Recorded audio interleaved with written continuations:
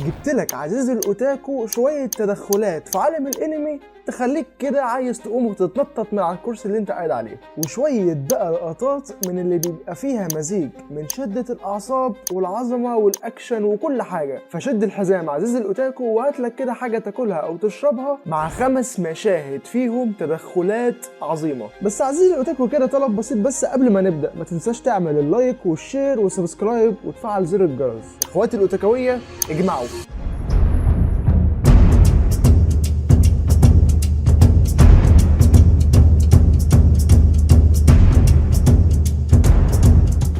دخول ليفاي لإنقاذ إيرين من العملاق الفك. يعني انت تبقى قاعد عزيزي الاوتاكو بتتفرج على اتاك اون تايتن وشايف إيرين عمال ينفخ في كل الموجودين، عملاق او مش عملاق، وفي مشهد سلو موشن كده عزيزي الاوتاكو تلاقي ايرين ماسك العملاق المطرقه وبيحاول ياكله علشان خاطر يحصل على قوته، وفجاه تلاقي العملاق الفك ينط على ظهر ايرين ويحاول ياكل ايرين، وفي اللحظه اللي ايرين فيها كان هيتاكل فجاه تبقى انت بتسال كده عزيزي الاوتاكو امال فين ليفاي؟ وفجاه يجي عمي وعم عيالي ليفاي ويقسم العملاق الفك نصين ويبقى كل فك في حته. عزيزي الاوتاكو فعلا المشهد ده انا كنت خلاص هكسر اللعب على الترابيزه، لكن بصراحه بعد ما شفت ليفاي بصراحه مزاج، ليفاي ده مزاج.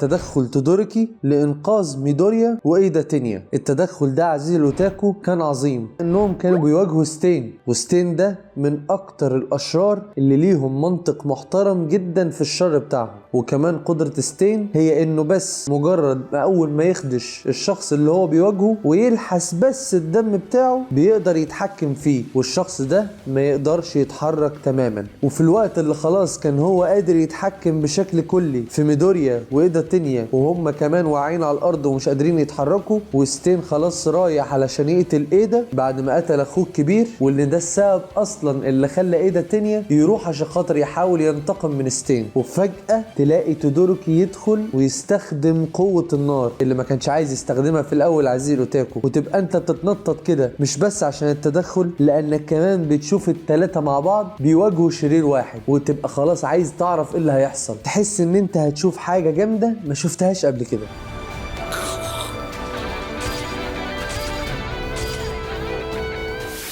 في الوقت ده عزيزي الاوتاكو اينوسكي وزينتسو هشرا الصوت حرفيا اتعامل معاهم الجلاشه. لا حرفيا عزيزي الاوتاكو كلهم بيقاوموا اللي حصل لهم وكميه الالم اللي هم فيه، وتشوف بقى تانجيرو كده هو الوحيد اللي صحي بينهم، ويجي له كده الامر السادس بوش المستفز ويقول له انت ازاي يا ابني قادر تقف ولسه عايز تقاوم؟ ده كل اللي معاك مش عارفين حتى يتنفسوا. وفجاه تانجيرو نلاقيه بيرمي عليه حلويات، وانا حرفيا ببقى عامل كده عزيزي الاوتاكو، انت جاي تهزر يا عم تانجيرو ولا ايه؟ يا ابني هو انت بتحارب عصفوره؟ ده انت قدامك القمر السادس. ولكن عزيزي الاوتاكو تانجيرو بيفاجئنا وبيطلع انه رمى كوناي عليه مخدر، وبيدينا الامل انه كان ممكن ساعتها يقتله، ولكن القمر السادس بيعرف يخرج الكوناي من جسمه وتلاقي وشه ظهر عليه غضب ربنا ويقرر انه يقتل تانجيرو. وهنا في اللحظه دي عزيزي الاوتاكو بنشوف عظمه الرسم، وفي اللحظه الاخيره تدخل هشرا الصوت وبينقذ تانجيرو ويبعت السلاح بتاع القمر السادس. هنا سأسكت قليلا من هذه العظمة.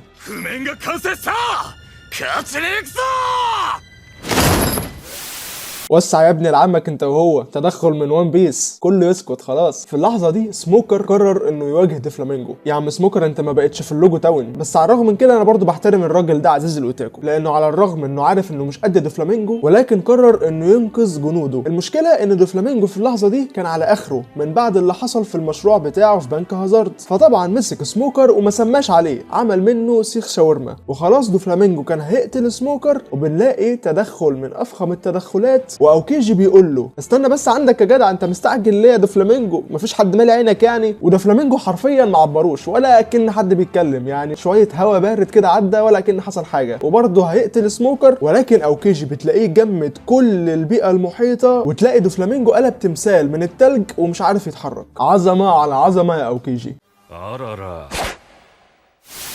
ونخش بقى على العظمة عزيزي الاوتاكو، هو تدخل الهوكاجي الأربعة لإنقاذ كل النينجا اللي موجودين في عالم النينجا بتاع ناروتو. دلوقتي عزيزي الاوتاكو لسه قبل اللي هيحصل ده بكام حلقة بالظبط كان نيجي مات علشان خاطر ينقذ ناروتو، وبنشوف الجيوبي بيطلع ضربة ممكن تقضي على كل اللي موجودين، ومع ذلك حاولوا ان هم يصدوها بان هم يطلعوا جدارات من الارض عشان خاطر تصد الضربة دي، ولكنهم معرفوش يعملوا كده خالص. وفجأة الهوكاجي الرابع فلاش كونوها الاصفر بذات نفسه يجي يقول لك ما تخافش عزيزي الاوتاكو، انا جيت ومعايا العظمة كلها ورايا، الهوكاجي كلهم الاربعة جايين معايا، وينقذ عالم النينجا كله من الهلاك حرفيا.